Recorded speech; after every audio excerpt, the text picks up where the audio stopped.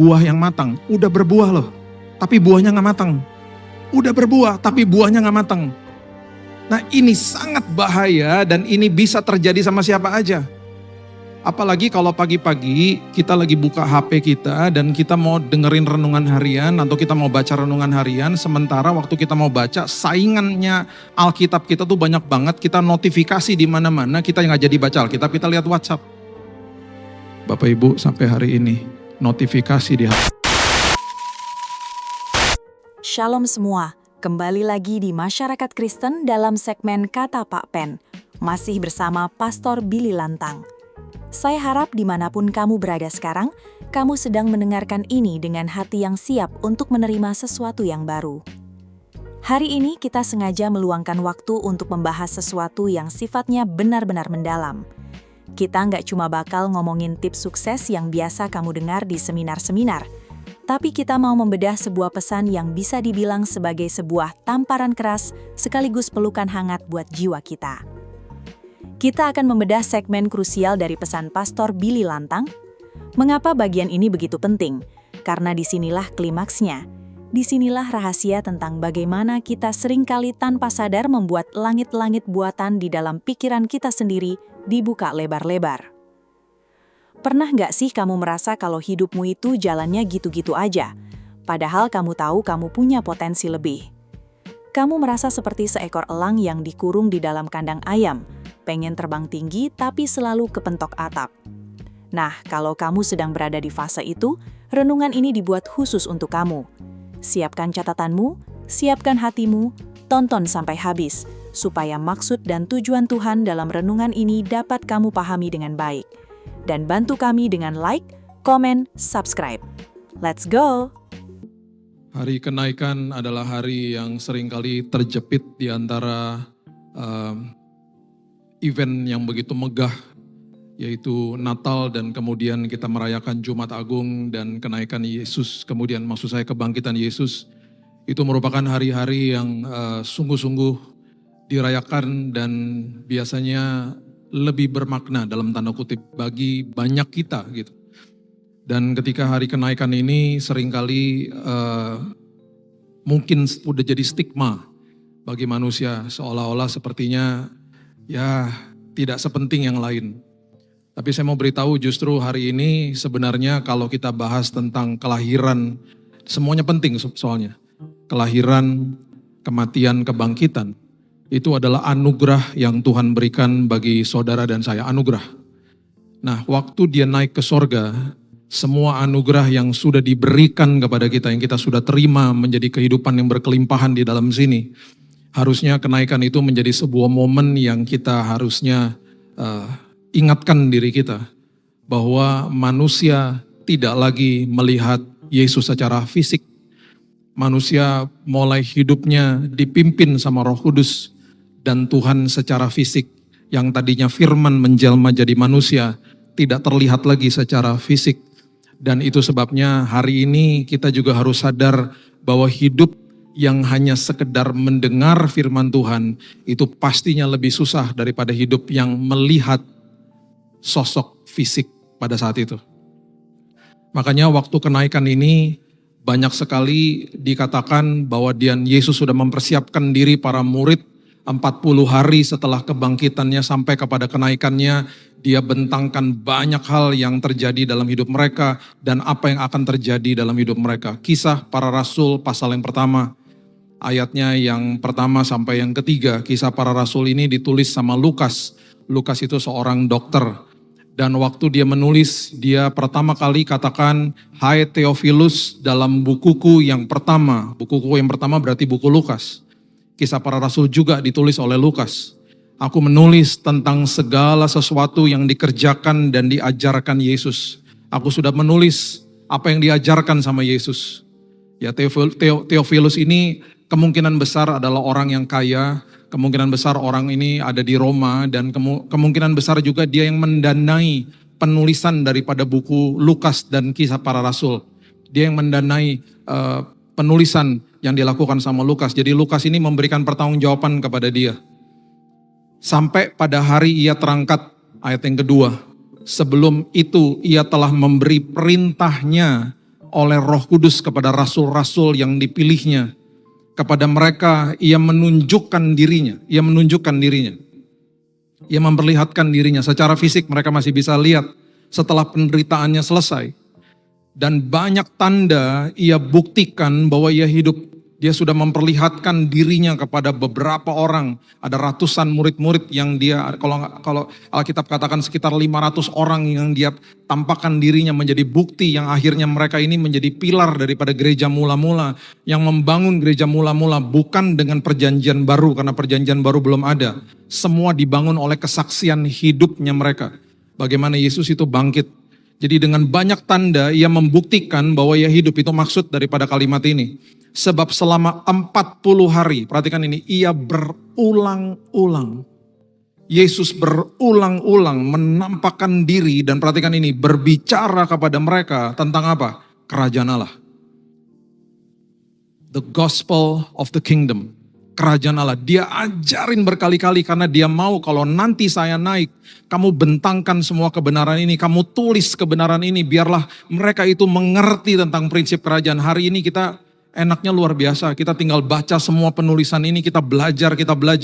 Mereka saat itu, waktu di gereja mula-mula, mereka itu belajar dari semua, daripada kesaksian murid-murid. Tulisan-tulisan yang ada adalah perjanjian lama. Dan itu sebabnya hari ini kalau kita sudah memiliki firman yang sudah ditulis dan sudah bisa dipelajari dengan luar biasa, jangan anggap enteng. Makanya saya bawel banget sama jemaat, ayo baca firman, yuk ayo belajar firman. Dan ini adalah transisi yang penting karena hari ini adalah hari yang sulit ketika kita tidak lagi lihat dia secara fisik dan kita hanya mengandalkan yang namanya pendengaran kita kepada dia. Itu sebabnya Kisah Rasul pasal yang pertama kita lanjutkan di ayat yang ke-9 dikatakan begini. Ayat yang ke-9. Sesudah ia mengatakan demikian, terangkatlah ia disaksikan oleh mereka. Dan perhatikan ini, awan menutupnya dari pandangan mereka. Di saat itu, mereka tidak lagi lihat Yesus secara fisik. Dan dia sudah beritahu, kalau Bapak Ibu ikuti khotbah saya tentang perjalanan ke Emmaus, waktu dia baru bangkit, dia berbicara kepada dua murid, yang satunya namanya Kleopas. Dia sengaja butakan mata mereka sehingga mereka nggak tahu bahwa dia sedang berjalan. Mereka sedang berjalan bersama Yesus. Itu sebenarnya adalah sebuah latihan. Latihan di mana sebentar lagi mereka tidak akan lihat dia secara fisik. Makanya waktu dia masuk ke rumah memecah-mecahkan roti dan mereka akhirnya matanya dicelikkan bisa lihat Yesus. Ada satu pernyataan yang mereka katakan, pantesan tadi waktu dia lagi khotbah sama kami di perjalanan. Selagi kami tidak tahu itu Yesus, hati kami berkobar-kobar. Dengan kata lain, harusnya hari ini kalau kita dengar firman, hati kita berkobar-kobar. Harusnya hari ini kalau kita dengar firman, walaupun kita bilang, Tuhan aku gak bisa lihat engkau Tuhan secara fisik. Namun hati kami berkobar-kobar, makanya kalimat yang dia katakan kepada Thomas itu luar biasa. Karena kamu sudah lihat aku, makanya kamu percaya.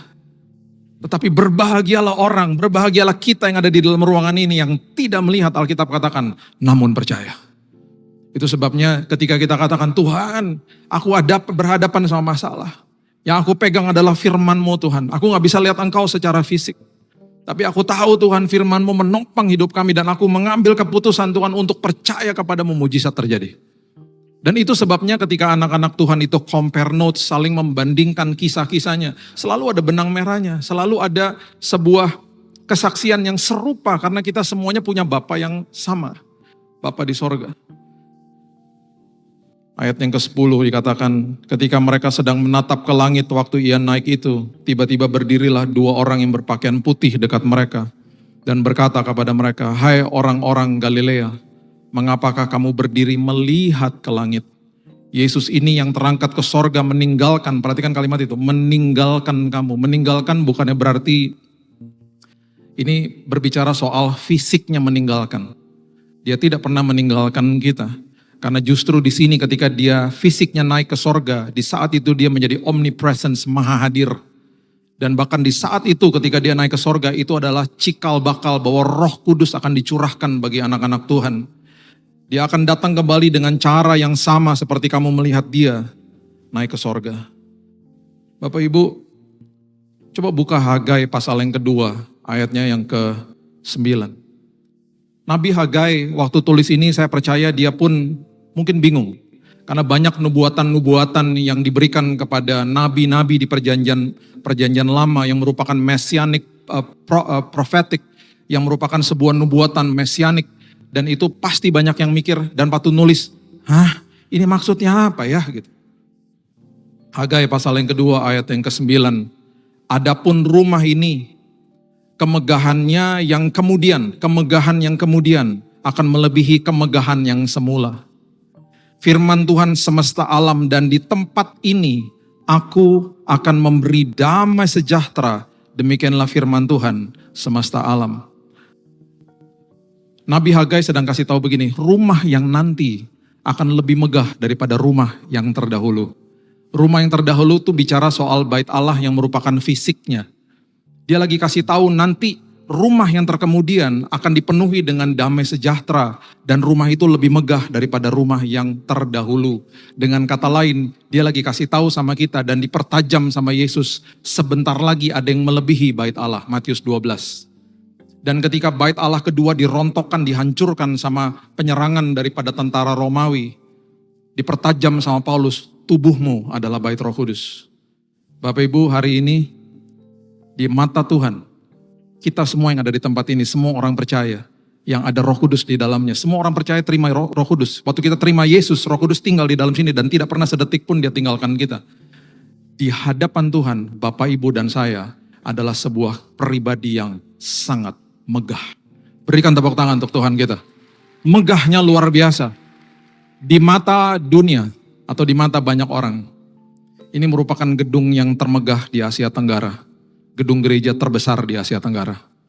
Tetapi di mata Tuhan, bukan gedungnya yang megah, karena di dalamnya ada anak-anak Tuhan seperti saudara dan saya. Anak-anak Tuhan yang di dalamnya ada Roh Kudus yang tinggal di dalamnya. Dikatakan rumah yang terkemudian menjadi rumah yang sangat megah. Nah, kalau kita mengerti dasar daripada kenaikan Yesus ke sorga, dan peralihan daripada sebuah penglihatan kepada sebuah pendengaran. Sekali lagi, Lukas sudah katakan, dia ngajari banyak prinsip kerajaan. Dan salah satu yang penting, yang luar biasa, untuk menjadi bekal kita hari ini. Karena betul kita gak bisa lihat dia secara fisik. Itu sebabnya Alkitab katakan, perhatikan cara kamu mendengar. Lukas pasal yang ke-8 ayat 18, saya akan berikan untuk firman pada hari ini, 4 tipe hati yang Alkitab sudah beberkan. Karena ini menjadi sikap hati kita hari ini sebagai orang percaya yang diberikan modal sama Tuhan, sesuatu yang sungguh indah, yaitu Roh Kudus yang tinggal di dalam sini. Dan dia minta supaya kita latih pendengaran rohani kita setiap hari. Lukas 8 ayat 18, karena itu perhatikanlah cara kamu, bukan melihat, cara kamu mendengar. Perhatikanlah cara kamu mendengar. Karena setiap yang mempunyai kepadanya akan diberi. Setiap yang mempunyai, setiap yang mau belajar, yang mau mendengar, yang mau tahu tentang firman dan mau menghidupi firman Tuhan, kepadanya akan diberi dan diberikan berkali-kali lipat. Tetapi siapa yang tidak mempunyai, siapa yang gak mau, daripadanya akan diambil. Bukan diambil sama Tuhan, diambil sama si jahat. Karena dia adalah bapak orang berdusta. Dia akan diambil benih-benih firman Tuhannya. Gak akan pernah jadi buah dalam hidupnya. Juga apa yang ia anggap ada padanya. Kalau anggap ada padanya itu maksudnya gini, udahlah hidup saya juga udah baik-baik aja. Orang-orang seperti itu adalah orang yang sangat rentan untuk akhirnya hidupnya jatuh bangun dan seterusnya. Akhirnya mengalami stres, depresi dan lain sebagainya. Makanya dikatakan perhatikanlah cara kamu mendengar. Karena hari ini Roh Kudus yang tinggal di dalam kita berbicara kepada kita setiap hari. Setiap hari. Efesus pasal yang kelima, ayat 15 sampai 17 mengatakan begini. Efesus 5 ayat 15. Karena itu perhatikanlah dengan seksama bagaimana kamu hidup. Janganlah seperti orang bebal, tetapi seperti orang arif. Pergunakanlah waktu yang ada selama kita masih diberikan nafas hidup ini. Pergunakanlah waktu yang ada karena hari-hari ini adalah jahat. Sebab itu janganlah kamu bodoh. Kalau Alkitab katakan bodoh, itu bukan nyerang karakter kita Bapak Ibu. Rumah didirikan di atas pasir dikatakan orang itu bodoh, bukan karakternya diserang. Karena Yesus gak pernah serang karakter kita. Yang dikatakan bodoh itu adalah tindakan sama perbuatan manusia. Dikatakan hari-hari ini adalah jahat, sebab itu janganlah kamu bodoh, tetapi usahakanlah supaya kamu mengerti kehendak Tuhan. Paham tentang firman Tuhan. Tadi on the way ke sini, anak saya yang bungsu kirim saya foto. Jadi aku lagi di kelas Bible study, lagi belajar tentang Yesus di dalam komunitas. Dia shoot materinya. Dia nggak ngambil teologi ya, dia ngambil physiology, dia ngambil sport science. Tapi dia bilang gini, selama aku hidup, aku tidak akan biarkan waktu-waktuku terbuang dengan hal yang lain. Ini anak masih 19 tahun. Dia ambil Bible study dua kelas seminggu. Itu di luar dari kuliahnya dia. Dia bilang gini, saya harus perlengkapi hidup saya. Karena dia bilang, udah dikasih tahu di Alkitab kan, perhatikanlah hari-harimu, gunakan waktumu sebaik-baiknya. Dia bilang di generasi aku makin parah lah orang-orangnya. Yang agnostik, ateis dan lain sebagainya. Saya harus perlengkapi diri saya dengan firman Tuhan. Saya gak suruh dia ambil. Dia ngambil sendiri. Dia kasih tunjuk sama saya, ini pelajarannya Dad, ini pelajarannya, ini pelajarannya. Dia bilang aku bertumbuh banget, aku suka banget dengan Bible kelas aku. Dan mereka kumpul bersama-sama, mereka jalan, mereka pergi ke kampus-kampus, mereka mulai menginjil dan lain sebagainya. Hati yang pertama, Lukas pasal yang ke-8 ayat yang ke-5. Lukas pasal yang ke-8 ayat yang ke-5. Ada 4 tipe hati. Dan itu sebabnya hari ini mawas diri. Lihat kalau kita baca firman tuh jadikan firman tuh cermin supaya kita mawas diri. Saya nggak bicara di sini berarti saya udah paling hebat, nggak. Saya manusia, kita sama semuanya. Saya juga ingatkan diri saya. Kalau saya baca ini untuk kita mengingatkan diri kita masing-masing. Lukas pasal yang ke-8 ayat 5 mengatakan, adalah seorang penabur keluar untuk menaburkan benihnya. Pada waktu ia menabur, sebagian benih itu jatuh di pinggir jalan. Lalu diinjak orang dan burung-burung di udara memakannya sampai habis. Ayat 11 dan 12 itu adalah artinya. Jadi Yesus kasih tahu perumpamaannya, kemudian dia berikan artinya di ayat yang belasan. Inilah arti perumpamaan itu ayat 11. Benih itu adalah firman Allah. Yang jatuh di pinggir jalan itu ialah orang yang telah mendengarnya, kemudian datanglah iblis mengambil firman itu dari dalam hati mereka supaya mereka jangan percaya dan diselamatkan. Ini saya percaya di sini nggak ada yang seperti ini. Ini orang-orang yang betul-betul terang-terangan menolak kebenaran firman. Dan di pinggir jalan itu berarti di pinggir jalan yang sering dilalui sama orang, lama-kelamaan tanahnya jadi padat. Ketika benihnya ditabur nggak pernah masuk ke dalam tanah, akhirnya diambil sama burung. Itu gambaran bagaimana iblis mencuri dengan sangat gampang. Dan banyak orang yang terang-terangan menolak kebenaran firman Tuhan. Bapak Ibu, di kitab Yohanes ya, nanti satu hari bisa kita bahas. Ada 7 kata I am atau aku adalah. Aku adalah, itu adalah sebuah identitas Tuhan yang Dia berikan kepada kita di semua musim hidup kita. Ada 7 I am, aku adalah. Di dalam proses ketika kita terima Yesus sebagai juru selamat, disitulah Dia katakan, akulah adalah jalan, kebenaran, dan hidup. Di situ banyak orang menolak. Karena banyak orang pasti katakan saya gak mau jalan kebenaran dan hidup, tetapi saya mau hidup sesuai keinginan saya minta dibenarkan, nanti saya cari jalannya.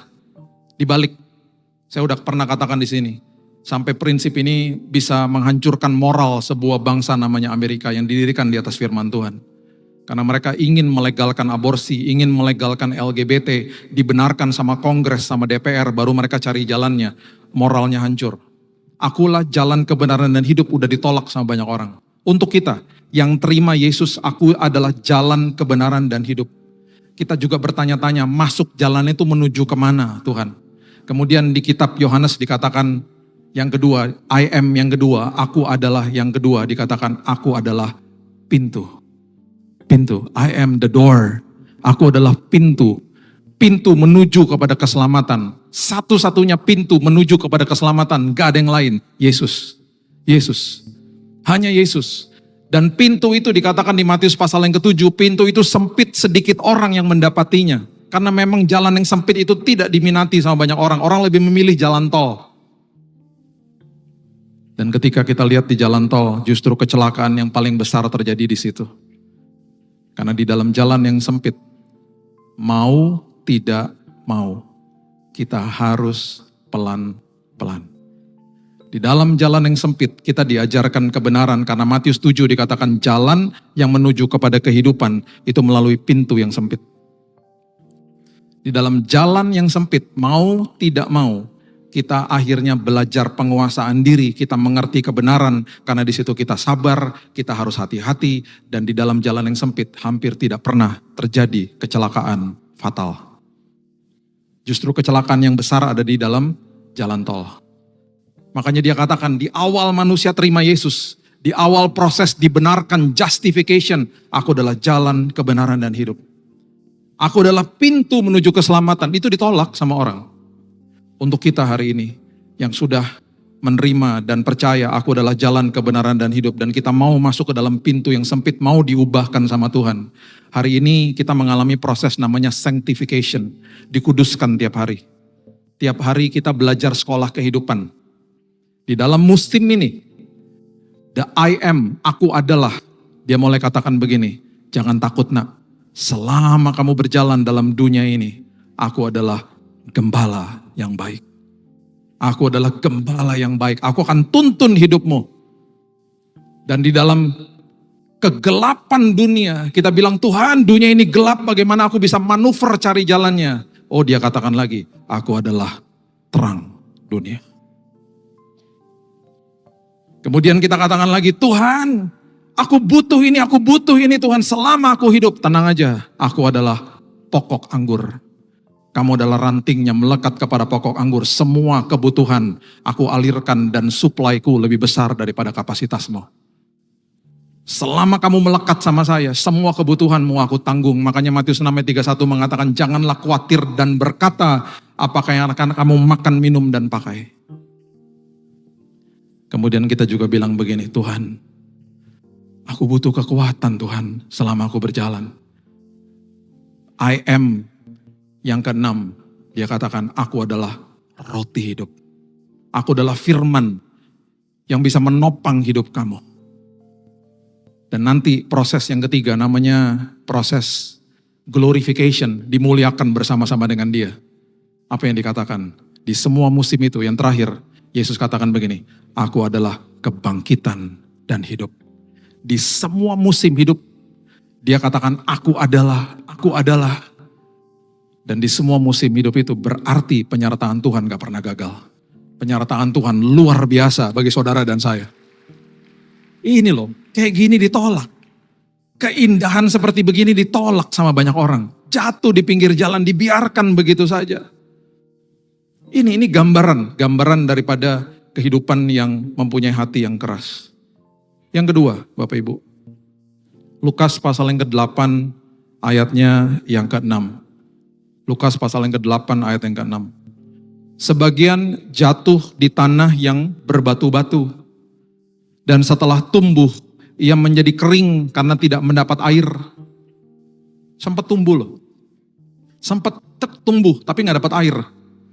Yang jatuh, ya 13 ya, ayat 13 penjelasannya. Yang jatuh di tanah yang berbatu-batu, itu ialah orang yang setelah mendengar firman itu, menerimanya dengan gembira. Ih, bagus ya khotbahnya tadi ya. Ih, bagus ya tadi ya praise and worship-nya. Ih, bagus ya tadi pas kamu ngomong aku seneng loh. Aku kayak dijamah Tuhan. Gembira di awal aja. Tetapi mereka tidak berakar. Mereka percaya sebentar saja dalam masa pencobaan mereka murtad. Kata murtad yang ada di ayat ini, itu di dalam bahasa Yunani artinya apistemi. Apistemi itu artinya adalah falling away. Jadi ketika ada masalah, I fall away, saya lari dari Tuhan bukan lari kepada Tuhan. Ketika ada kesulitan, saya mencari yang gampangnya aja, saya masuk ke dalam jalan yang besar aja. Bukan jalan yang sempit. Jalan yang besar adalah jalan yang seenaknya. Jalan yang sempit adalah jalan yang mengubahkan hidup saya. Saya mau ambil jalan yang seenaknya aja. Itu artinya epistemi. Orang-orang yang cuman di awal aja. Dulu di tahun 80-an, 90-an, waktu lagi kuliah ya. Di kota Tulsa, Oklahoma ada sebuah gereja namanya Higher Dimension Church. Gereja orang berkulit hitam. Saya diajak ke sana sama teman saya. Bapak Ibu kalau tahu almarhum penyanyi rohani namanya Carmen, itu dia jemaat di sana, teman kami lah. Saya di minggu-minggu pertama duduk di situ, saya menikmati praise and worship yang luar biasa. Orang berkulit hitam kan lagunya gospelnya luar biasa. Tiba-tiba ada pengumuman. Hari Selasa minggu depan, saya gak pernah lupa tuh. Hari Selasa minggu depan ada audition buat paduan suara. Saya giniin teman saya, gue mau ikut. Teman saya gini, ya lu ngapain ikutan? Gak mungkin juga keterima, dia bilang gitu. Saya gini-gini suka nyanyi dulu ya, sekarang udah gak lagi. Jadi saya memberanikan diri. Kondisi saya belum bertobat, saya masih hidup dalam dosa banget pokok hidupnya. Tapi saya datang ke gereja, saya senang banget kalau dengar khotbah. Seperti ini, bergembira hati saya, karena rame-rame aja. Dan senang karena praise and worship-nya luar biasa, bagus, senang aja. Hari Selasa saya datang, di audisi. Hari Kamisnya dapat berita, diterima. Wih senang banget saya.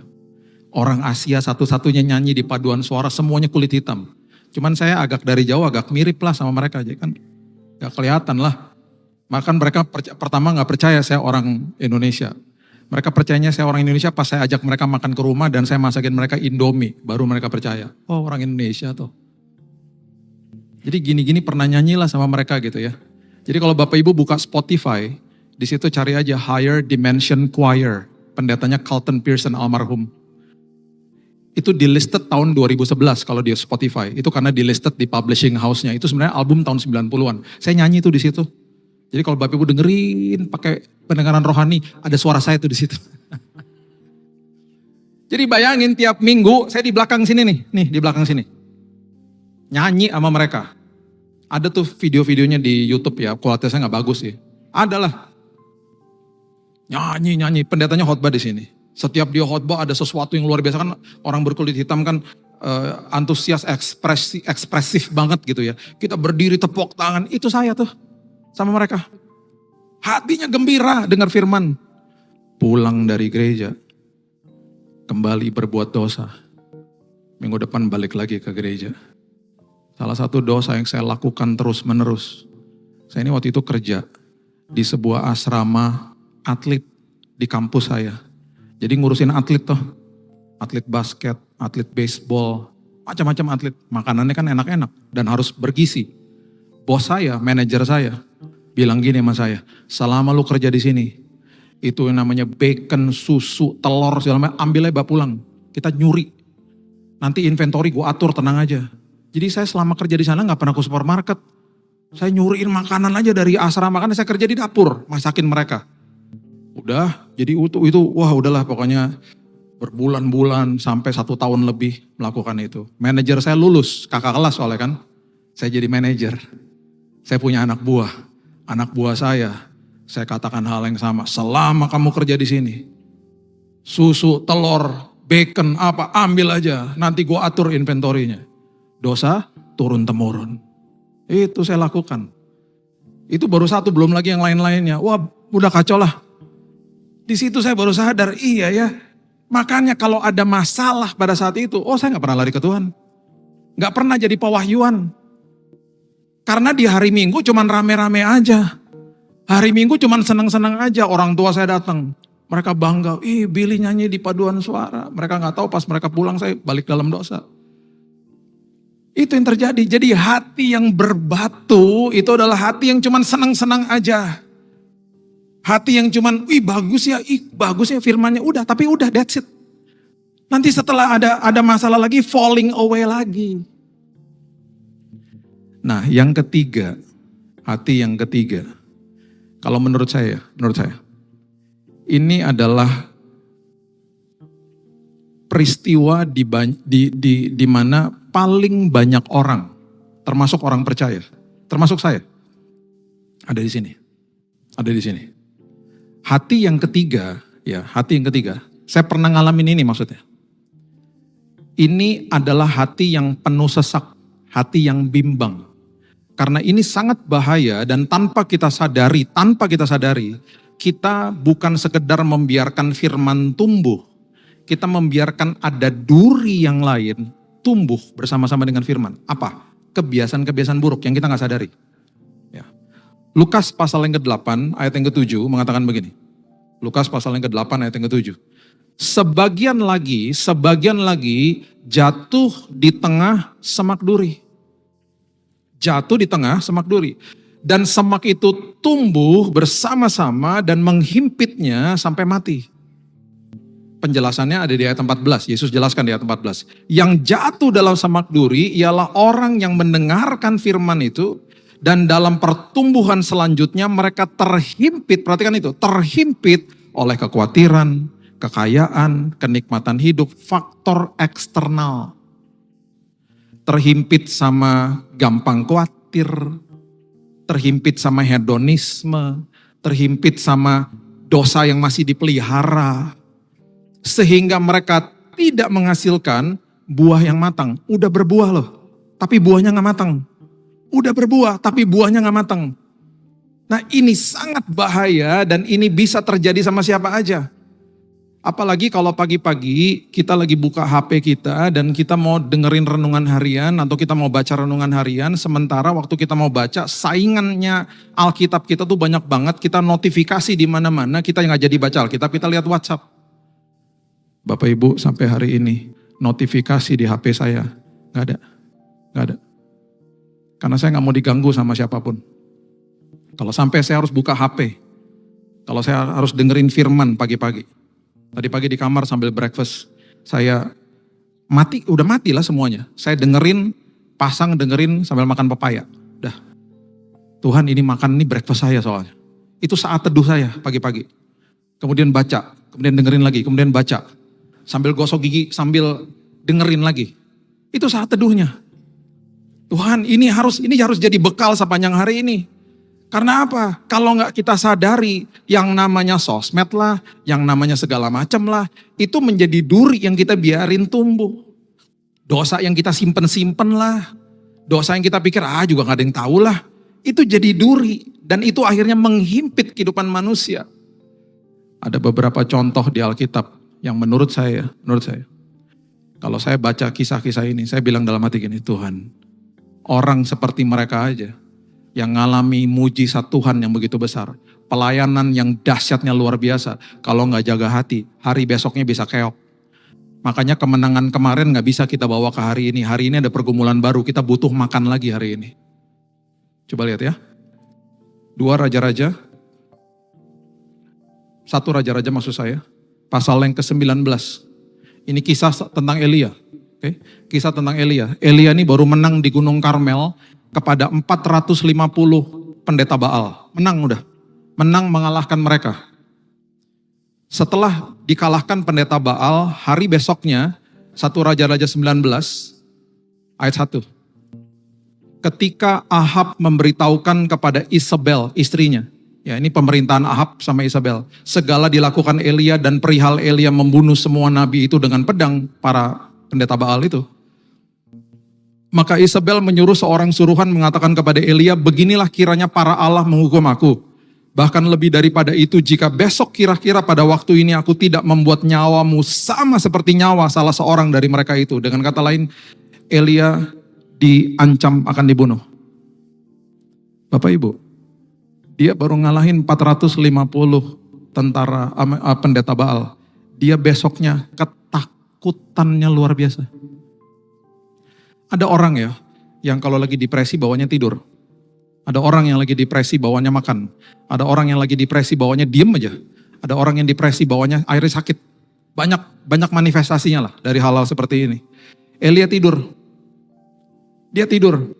Ayat 5. Sesudah itu ia berbaring dan tidur di bawah pohon arar. Tiba-tiba seorang malaikat menyentuh dia berkata, bangunlah makanlah. Ingat, di perjanjian lama semuanya serba fisik. Dimasukin ke perjanjian baru, dimasukin ke dalam sini. Dulu yang sakral bait Allah, sekarang tubuhmu adalah bait Roh Kudus. Dulu yang sakral adalah 2 loh batu, sekarang perintah Tuhan ditulis di atas loh hati manusia. Dulu yang sakral adalah prosesi sunat, Paulus katakan hari ini sunatlah hatimu. Itu yang terjadi, ya. Jadi waktu dibilang bangunlah makan, hari ini kalau kita lagi ngalamin seperti itu, bangunlah makan karena aku adalah roti hidup.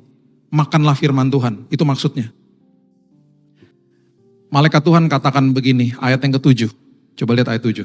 Malaikat Tuhan datang untuk kedua kalinya, menyentuh dia berkata, bangunlah makanlah. Sebab kalau tidak, perhatikan ini, perjalananmu nanti terlalu jauh bagimu. Perjalananmu jauh nak, aku masih mau pakai hidupmu. Kalau kamu gak ditopang sama roti hidup, sama kebenaran firman, gimana kamu mau survive? Ayat 8. Maka bangunlah Elia. Lalu makan dan minum. Makan dan minum ini adalah makan dan minum dari sorga. Kalau Bapak Ibu baca di ayat yang ke-6 itu adalah roti bakar dan ada kendi berisi air yang disiapkan sama malaikat Tuhan. Lalu makan dan minum oleh kekuatan makanan itu, oleh kekuatan firman itu. Ia berjalan 40 hari, 40 malam lamanya sampai ke Gunung Allah. Ke Gunung Allah apa? Gunung Horeb. Ini ayat luar biasa. Dikatakan begini, gini, setiap angka di Alkitab itu ada artinya. 3 angka kebangkitan, 5 angka kasih karunia, 7 angka sempurna. Ya. Kemudian dikatakan lagi, ketika 40 hari 40 malam itu adalah bagian atau gambaran daripada sebuah proses kehidupan. Padang gurun, ada angka 40 di situ. Dengan kata lain firman Tuhan katakan begini, kalau kamu makan firman Tuhan, proses hidupmu engkau akan kuat. Di dalam proses hidupmu engkau akan kuat. Dan yang dahsyatnya dikatakan engkau akan dibawa ke gunungnya Allah, yaitu Horeb. Kenapa? Firman Tuhan katakan selalu kita akan dibawa naik, bukan turun. Jadi kamu akan dibawa ke gunungnya Allah, bawa ke gunung Horebnya Allah. Dan selama perjalanan prosesmu, kamu butuh firman, makan supaya kamu kuat. Ayatnya yang ke-9. Seringkali banyak daripada kita ketika dibilang Tuhan akan bawa kita naik bukan turun, kita katakan amin. Tapi di dalam prosesnya kita gak mau lakukan karena naik itu gak enak. Naik itu pakai gigi 1. Betul ya? Gak ada mobil naik pakai gigi 4. Gigi 1 tuh begini. Udah gitu di depan kita ada truk atau gak ada bus yang pakai solar. Asapnya ngepul kemana-mana. Karena mereka pun juga lagi berusaha untuk naik. Sementara kita lagi naik, kita lihat mobil yang turun.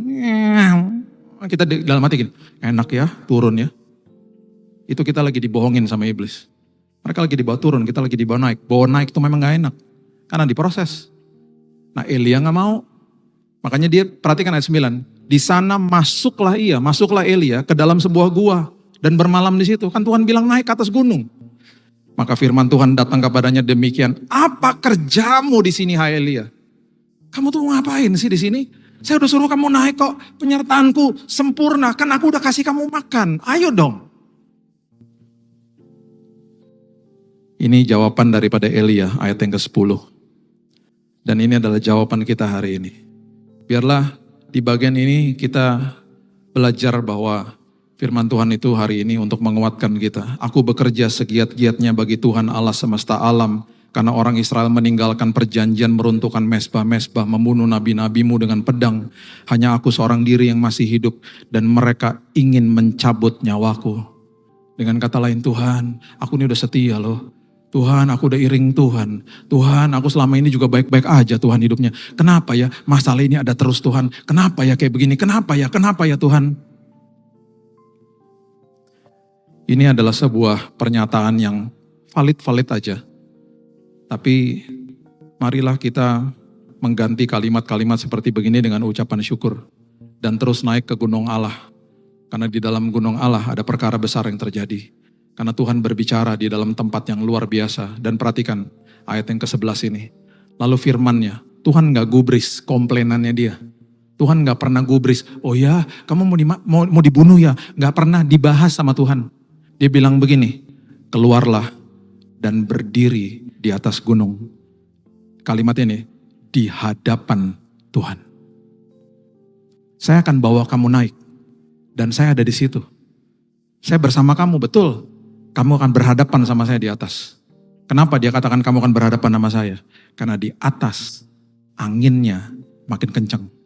Makin kamu dibawa naik, pergumulan kamu akan makin keras.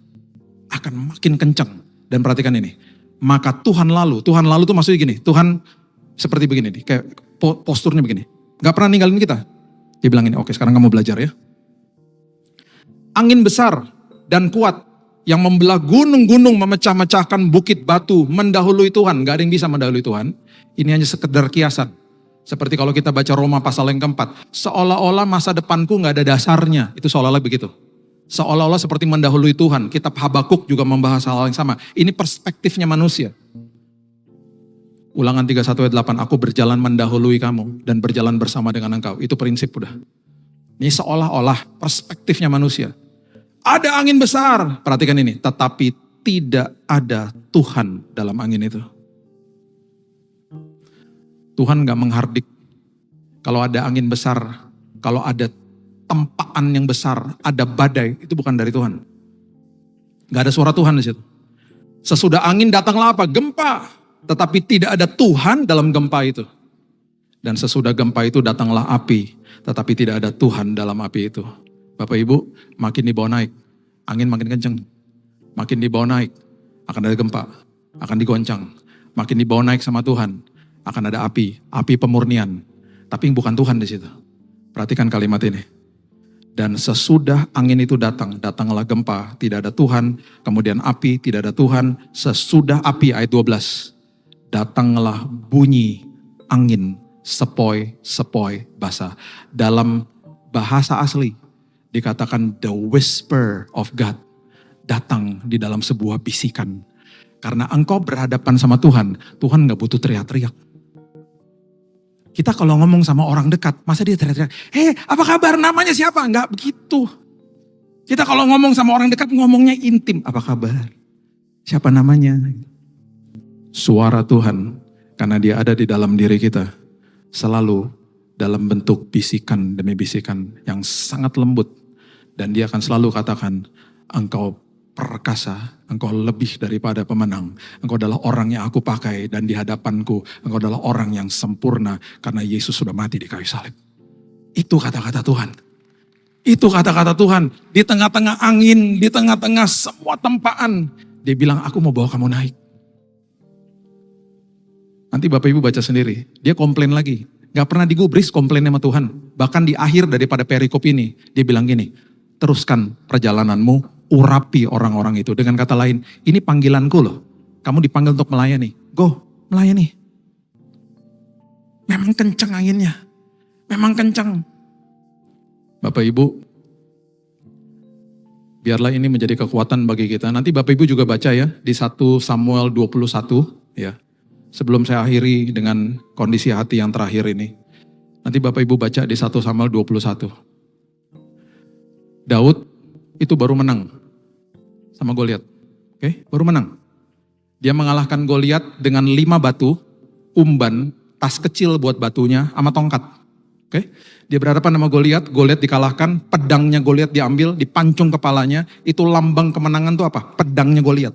Pedangnya dibawa, diserahkan kepada bangsa Israel. Alkitab stay silent. Gak pernah dibahas pedangnya. Tiba-tiba, nanti saya ceritain aja ya, nanti Bapak Ibu baca di 1 Samuel 21. Musim berganti toh. Saul tiba-tiba jadi cemburu sama Daud, akhirnya Saul mengejar Daud, ingin membunuh Daud, yang tadinya teman dekat. Karena dia cemburu, karena Daud lebih dapat banyak pujian.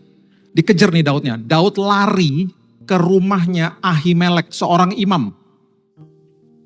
Alkitab mencatat, Ahimelek nanya gini, kamu ngapain sendirian? Dia bohong. Dia gak mau ketahuan bahwa dia dikejar sama Saul. Dia bilang, ya memang aku ditugaskan raja. Karena aku ditugaskan juga, aku juga gak bawa senjata. Dia tuh ketakutan ke situ. Dalam posisi ketakutan, dia bilang gini sama Ahimelek. Pak Imam, ada senjata gak di sini? Buat saya, buat proteksi saya. Tahu gak Ahimelek bilang apa? Ada tuh di belakang pedangnya Goliat yang kamu ambil. Bapak Ibu, pedangnya Goliat yang adalah lambang kemenangan diambil sama Daud untuk proteksi dirinya kali ini. Ironis toh. Dia datang kepada Goliat dengan batu. Dia bermitra sama Tuhan. Dia punya iman kalahkan Goliat. Kali itu. Hanya beberapa pasal dari situ. Itu 1 Samuel 17. 1 Samuel 21. Dia ketakutan pedangnya Goliat. Dia ambil untuk proteksi dirinya sendiri. Saya cuma mau kasih gambaran kepada kita. Kalau tokoh-tokoh seperti ini bisa berubah hatinya. Bisa tiba-tiba ketakutan walaupun ngalami kemenangan sama Tuhan yang luar biasa. Apalagi kita yang gak jaga hati, yang gak jaga firman setiap hari. Makanya firman Tuhan hari ini katakan, perhatikanlah cara kamu mendengar. Karena aku sudah duduk di sebelah kanan Allah Bapa memerintah. Dan biarlah hari ini Roh Kudus yang ada di dalam kamu yang setiap hari berbisik kepada kamu. Saya pegangin selang kemo waktu sakit. Saya tulisin suara-suara Tuhan di jam 5 pagi. Saya bilang, Tuhan kenapa suara Tuhan jelas banget saat ini tahun 2019. Kenapa gak dari dulu ngomong? Dia bilang gini, dari dulu saya ngomong, Bill, cuman kamu klaster. Pikiran kamu terlalu penuh dengan pelayanan sini, kamu running yayasan lah, lain sebagainya. Aku udah bilang, kamu tinggalkan pekerjaan yang saat itu, kamu masuk ke dalam lembaran yang baru. Terlalu penuh pikiran kamu. Oke Tuhan, di situ saya sadar, ada duri yang bertumbuh bersama-sama saya. Dan akhirnya, hati yang terakhir adalah Lukas 8 ayat 8, mengatakan begini, sebagian jatuh di tanah yang baik, dan setelah tumbuh berbuah 100 kali lipat. Setelah berkata demikian, Yesus berseru, siapa mempunyai telinga untuk mendengar, hendaklah ia mendengar. Bapak Ibu, mendengar dengan mendengarkan itu beda. Mendengar terkadang hanya hearing, tapi mendengarkan adalah listening. Dengarkan firman Tuhan, lakukan firman Tuhan. Penjelasannya di ayat yang terakhir, ayat 15. Yang jatuh di tanah yang baik, ialah orang yang mendengar firman itu, menyimpan dalam hati yang baik, dan mengeluarkan buah. Saya suka sekali dengan kalimat terakhir ini, dalam ketekunan. Berarti apa? Tiap hari. Tiap hari. Tiap hari isi hidupmu dengan firman.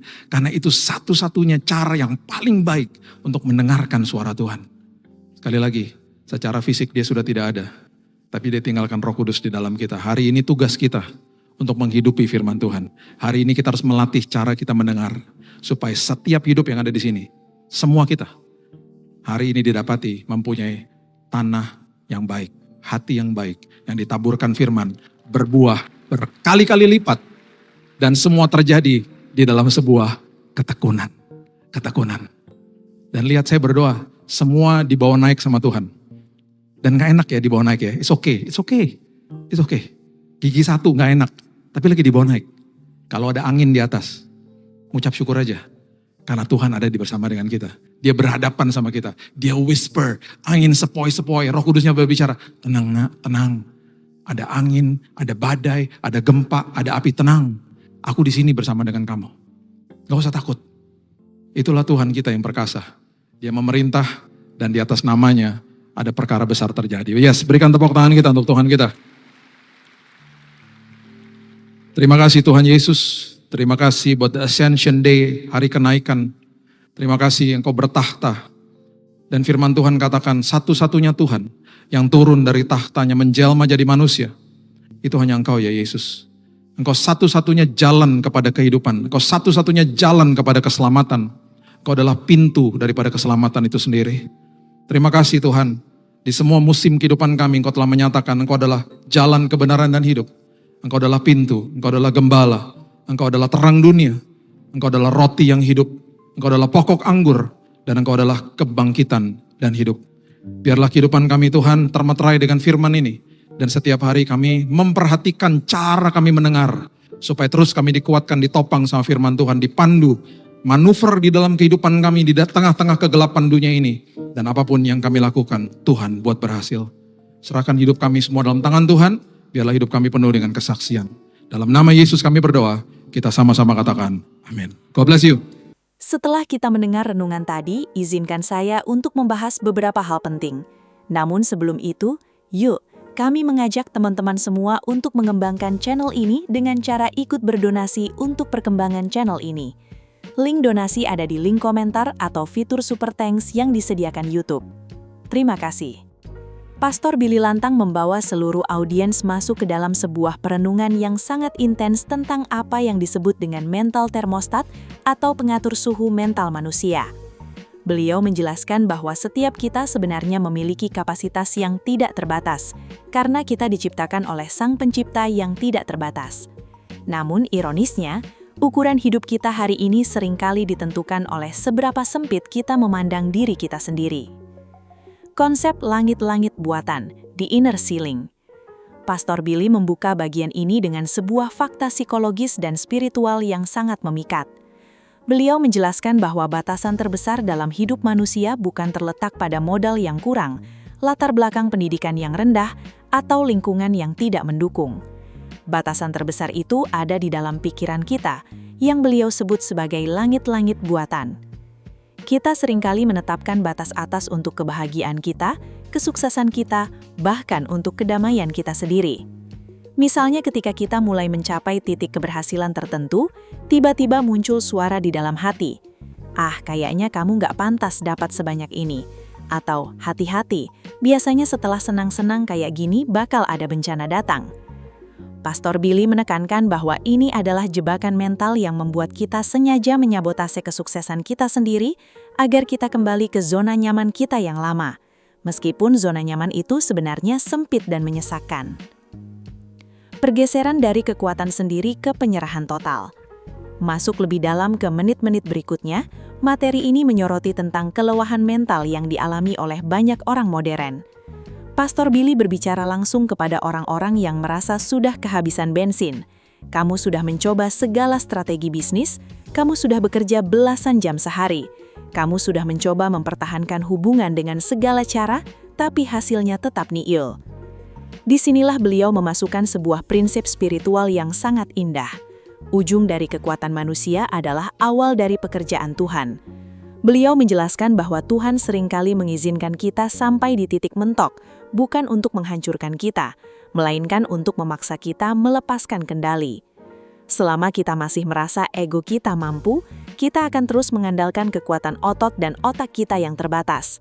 Tapi ketika kita mengangkat tangan dan berkata, Tuhan, saya angkat tangan, saya nggak mampu lagi. Disitulah kekuatan yang supranatural mulai mengalir mengambil alih perahu kehidupan kita.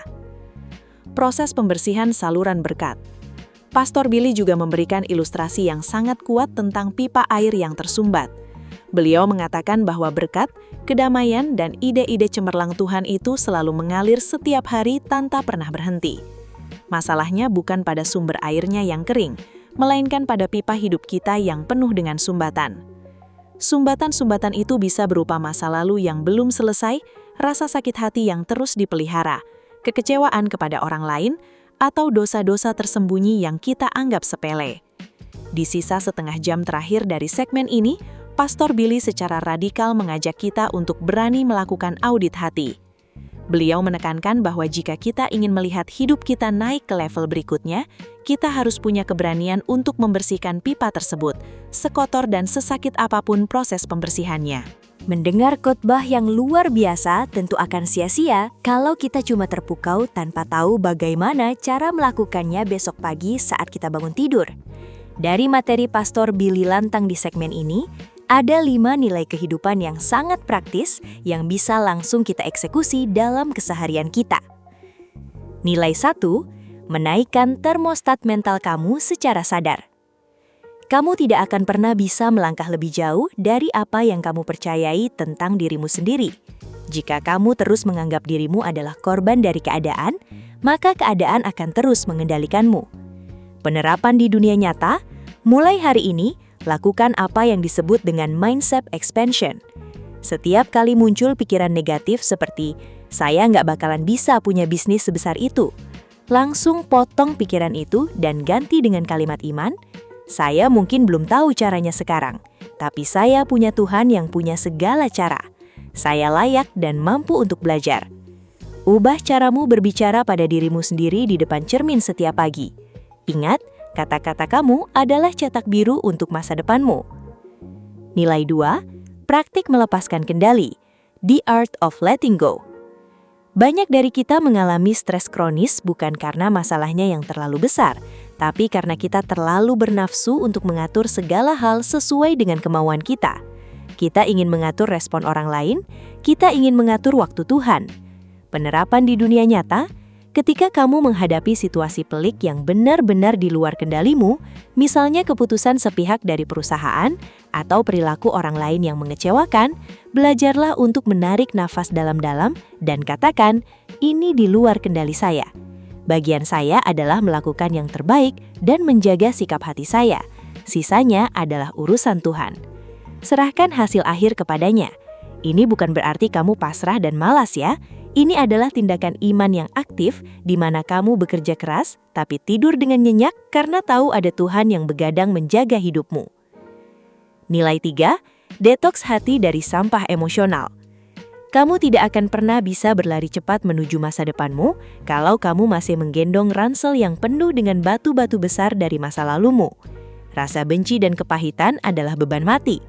Penerapan di dunia nyata, ambil waktu sejenak di malam hari, duduk sendirian, dan tanyakan pada dirimu, siapa orang yang namanya kalau disebut hatimu masih terasa sakit atau panas?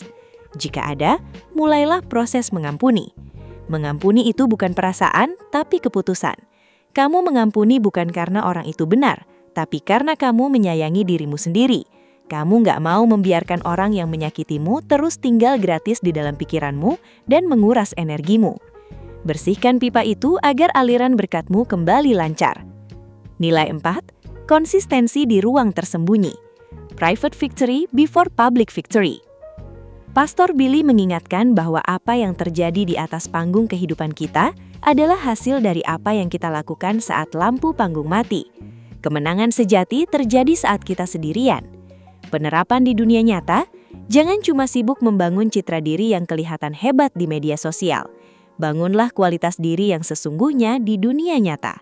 Bagaimana caramu memperlakukan keluargamu saat tidak ada orang lain yang melihat? Bagaimana caramu mengelola keuanganmu secara jujur saat ada kesempatan untuk curang? Latihlah integritasmu di ruang tersembunyi, karena disitulah Tuhan sedang menguji apakah kamu sudah layak untuk dipromosikan ke level yang lebih besar atau belum. Nilai 5, berani menghadapi titik mentok dengan pujian. Biasanya, saat kita mentok dan stres, respon otomatis kita adalah mengeluh, marah-marah, atau menyalahkan keadaan. Nilai kelima ini mengajarkan kita untuk membalikkan keadaan dengan respon yang tidak biasa. Penerapan di dunia nyata, saat lembar tagihan datang dan uangmu pas-pasan, atau saat rencanamu berantakan di menit-menit terakhir, berhentilah mengeluh.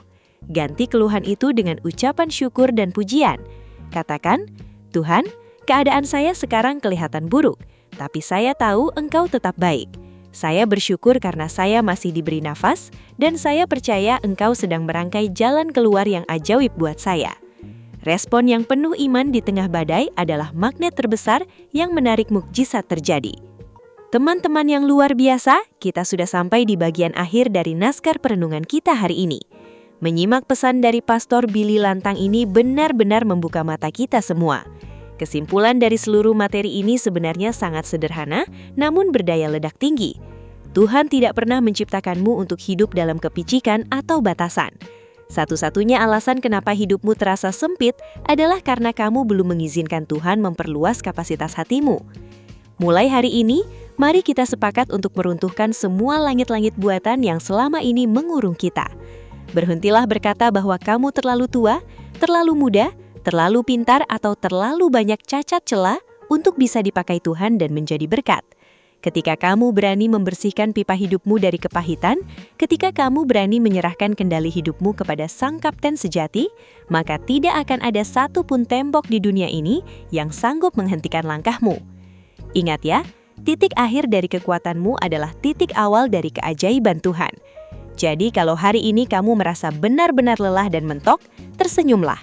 Itu tandanya giliran Tuhan untuk bekerja akan segera dimulai dalam hidupmu. Tetaplah melangkah dengan iman, tetaplah jaga hatimu agar selalu lentur dan bersih. Terima kasih banyak sudah bertahan mendengarkan narasi yang mendalam ini sampai selesai. Saya berdoa agar setiap kata yang kita bahas hari ini tidak menguap begitu saja, melainkan menjadi benih yang tumbuh dan berbuah lebat dalam kehidupan sehari-hari kamu. Kalau kamu merasa naskah video ini benar-benar menyentuh hatimu atau mengingatkanmu pada seseorang, tolong bagikan video ini kepada mereka sekarang juga. Mari kita jadi perpanjangan tangan untuk menyebarkan harapan. Jangan lupa untuk berikan dukunganmu dengan klik like, subscribe, dan tulis di kolom komentar apa poin yang paling menampar hatimu hari ini. Tetap kuat, tetap beriman, dan sampai jumpa di video inspiratif berikutnya. Tuhan benar-benar memberkati kita semua. Amin.